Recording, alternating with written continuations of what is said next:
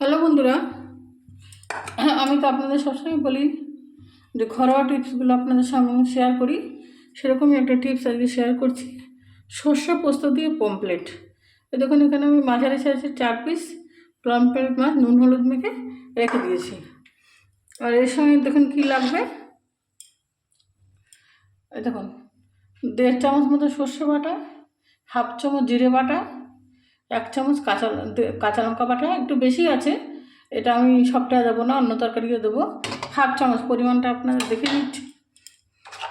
আর লাগবে 1.5 চামচ মতো পোস্ত বাটা। আর প্রথমে আমি কড়াইতে তেল দিয়ে সব মাছগুলোকে ভেজে নেব।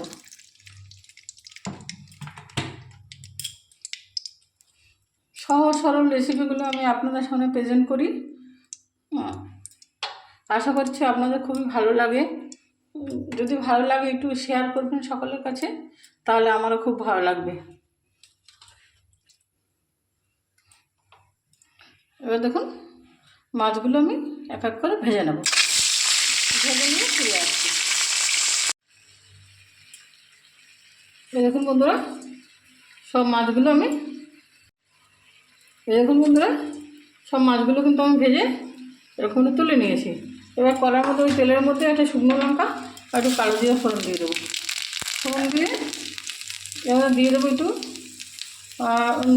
যে টমেটো আর সর্ষে পোস্ত জিরে কাঁচা লঙ্কা যে পেস্টটা আমি করেছিলাম, এগুলো সব ওর মধ্যে আমি দিয়ে নুন হলুদ দিয়ে ভাজা করে নিয়ে ফিরে আসছি।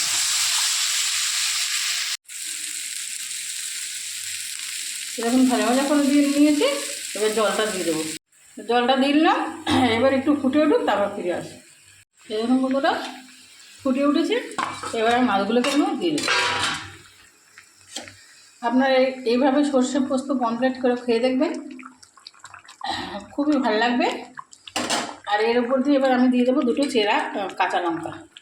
এটা একটা আলাদা স্বাদ। এবার আর একটু ফুটুক, তারপর ফিরে আসছি। এই দেখুন বন্ধুরা, একদম মাখা হয়ে গেছে। আপনারা এইভাবে সর্ষে পমফ্লেট করে খেয়ে দেখবেন, খুবই ভালো লাগবে, পেঁয়াজ ছাড়া। এবার আমি একটা পাত্রে নামিয়ে নিচ্ছি। আর ভিডিওটি যদি ভালো লেগে থাকে, লাইক কমেন্ট শেয়ার সাবস্ক্রাইব করতে ভুলবেন না। ধন্যবাদ।